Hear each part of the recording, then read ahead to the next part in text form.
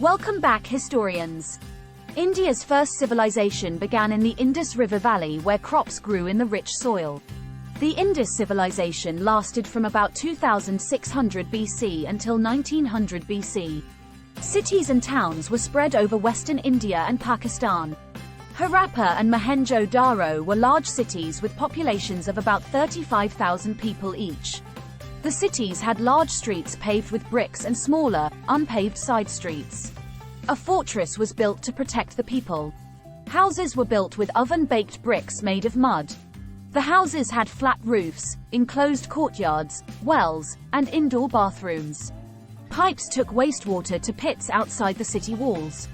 Houses also had garbage chutes that led to bins in the streets. The Indus Valley people left no written records.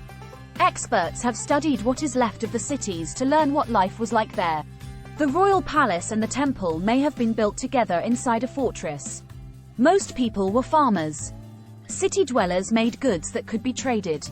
Indus Valley merchants traded with the Mesopotamians. Some traders sailed across the Arabian Sea. Others made the difficult trip through the mountains. Around 1900 BC, the people of the Indus Valley began to leave their cities. Soon, people called the Aryans began settling the river valley. The Aryans came from Central Asia. They were nomads, so they traveled around to find food for their herds of cattle. The Aryans were not a single race or a tribe. They were a group of people who spoke similar languages. This language family was called Indo-European. The Aryans were good warriors, and expert horse riders and hunters. After a while, the Aryans stopped living as nomads and became farmers. Over time, they decided that cattle were sacred, so people in India stopped eating meat from cattle. The Aryans began to make iron tools. With these, they cleared India's forests and dug canals to bring water from the river to the fields. This made the Ganges River Valley good for growing crops. Farmers in North India grew wheat, barley, and other grains. In the river valleys, farmers grew rice. In the south, they grew spices like pepper, ginger, and cinnamon. The early Aryans did not write things down when they were nomads. When they became farmers, they developed a written language called Sanskrit. Using Sanskrit, they wrote down sales and trade information. They also wrote down songs, stories, poems, and prayers in sacred books called the Vedas. The Aryans lived in groups, each ruled by a Raja, or prince. Rajas often fought with each other over treasure and cattle. Ancient Indian society was grouped into 4 classes called Varnas. The top Varna was the Brahmins, who were priests. The next Varna was the Kshatriyas, the warriors. They ran the government and the army. After the Kshatriyas came the Vaishyas, or common people. They were farmers, craftspeople, and merchants. Then came the Sudras. They were lower-class workers and servants who had few rights. Most Indians were Sudras. The 4 Varnas gradually divided into thousands of smaller groups known as Jati. A person was born into one Jati and could never move into another. The Jati system had rules for almost every part of life, including marriage, work, and friendships. One group was too low to be part of the Jati system, the Untouchables. Untouchables did work considered too dirty for Jati members, such as collecting trash. Most Indians thought Untouchables were unclean. As a result, Untouchables were made to live apart from everyone else. Grandparents, parents, and children all lived together with the oldest man in charge. This is called an extended, or enlarged, family. Men had many more rights than women. Only men went to school or could become priests. When they were young, some boys studied with a guru, or teacher. Older boys went to schools in the cities. Parents chose marriage partners for their children. Divorce was not allowed. Hinduism is one of the oldest religions in the world. It grew from the faith of the Aryans.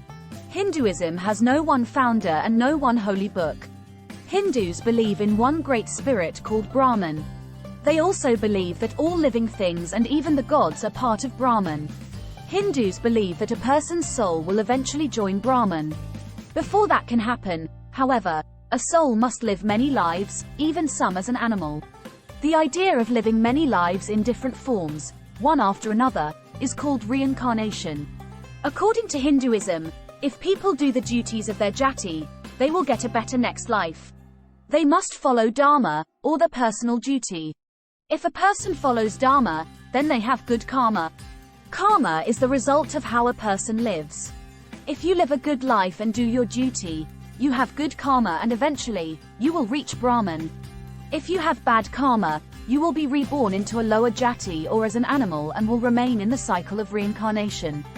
This belief in dharma and karma mean that people have to obey the rules of their jati because that is where they have to stay until their next lifetime. The idea of reincarnation gives them their only hope. Prince Siddhartha Gautama was born about 563 BC. Siddhartha was wealthy, married, and had a son. One day he left the palace and was shocked to see that most people were poor. He asked himself why people suffered. To search for answers, he left his family and lived alone. Legend says that Siddhartha meditated under a tree. Finally, he came to understand the meaning of life. This is called enlightenment. Siddhartha spent the rest of his life teaching people about his discovery. People called him the Buddha, which means enlightened one. His lessons about life and suffering are called Buddhism. The Buddha taught that everyone should stop wanting fame, money, and worldly things. Then they would reach nirvana, a feeling of perfect peace and happiness. The Buddha said that the only way to stop desiring things was to follow the Eightfold Path, the Buddhist rules for right living. The Buddha did not agree with the jati system. He taught that all people could reach nirvana. This made Buddhism very popular among the lower jati and the untouchables. The Buddha taught his ideas for more than 40 years. When he died, his disciples could not agree about what his message really meant. They split into two groups. One was Theravada Buddhism. Theravada means teachings of the wise men. It says that the Buddha was a great teacher, but not a god. Theravada Buddhism spread south and east. It also became popular in Indochina. The other kind of Buddhism is Mahayana Buddhism. It says that the Buddha is a god. Mahayana Buddhists also honor bodhisattvas. Bodhisattvas are enlightened people who choose not to go to heaven even though they could. Instead, they stay on earth to help others reach nirvana. In Tibet, Mahayana Buddhism mixed with Hinduism and Tibet's own religions. Buddhist leaders called lamas led the government. Tibetans believed lamas were reincarnations of the Buddha. Today, very few Buddhists live in India. Buddhism is widely practiced in Southeast Asia and East Asia. There are about 376 million Buddhists in the world today.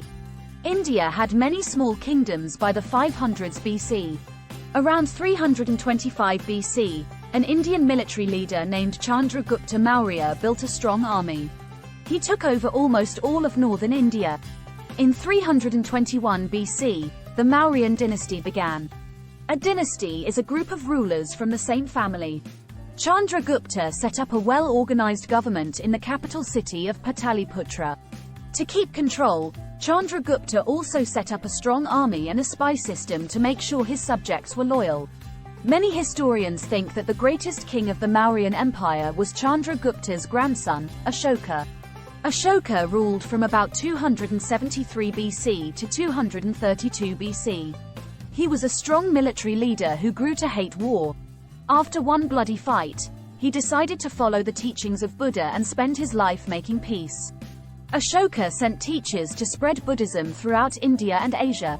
He had workers carve the Buddha's teachings on pillars, or large, tall stones. He also had workers build thousands of stupas, or Buddhist shrines. Unlike most rulers of the time, Ashoka was tolerant of other religions such as Hinduism. When there is a good road system and a strong ruler, trade is good. Trade was very good under Ashoka. India became the center of a huge trade network. It stretched all the way to the Mediterranean Sea. Ashoka died in 232 BC. The kings who followed him were not good leaders. They forced merchants to pay heavy taxes. They took the peasants' crops without paying them. The empire grew weak. The people turned against these rulers. In 183 BC, the last Mauryan king was killed by one of his own generals. After that, the Mauryan Empire split into small warring kingdoms. Artists, builders, scientists, and writers were busy under the Mauryan and Gupta empires. After Sanskrit developed under the Aryans, the Hindu Vedas were written down. Another kind of popular text was the epic. These were long poems that taught important lessons about right and wrong. The most famous epic poems are the Mahabharata and the Ramayana. The best-known section of the poem Mahabharata is the Bhagavad Gita. The name means, Song of the Lord. The hero in the poem learns that he should do his duty and follow his dharma, no matter how difficult it is. Music was important in the religious and social lives of the ancient Indians. Religious poems, such as the Bhagavad Gita, were probably sung in group settings. Early art that has survived is mostly religious art carved in stone. Many sculptures are of the Buddha, some carved as early as the AD 100s. The most important buildings in early India were those used for religious worship. Mathematicians invented a way to show nothing by using the number 0. The Indian number symbols for 0 through 9 are the same ones we use today. Arab traders adopted these Arabic numerals, and Europeans later borrowed them. By about the AD 1200s, these numerals had replaced Roman numerals. Indian scientists mapped the movements of the planets and stars. They knew that the Earth was round and that it moved around the sun. Metal workers used steel and iron to make tools and weapons. Gupta doctors set broken bones and performed operations. They invented medical tools, such as scalpels, and used herbs to treat illnesses. A doctor named Sushruta even performed an early type of plastic surgery.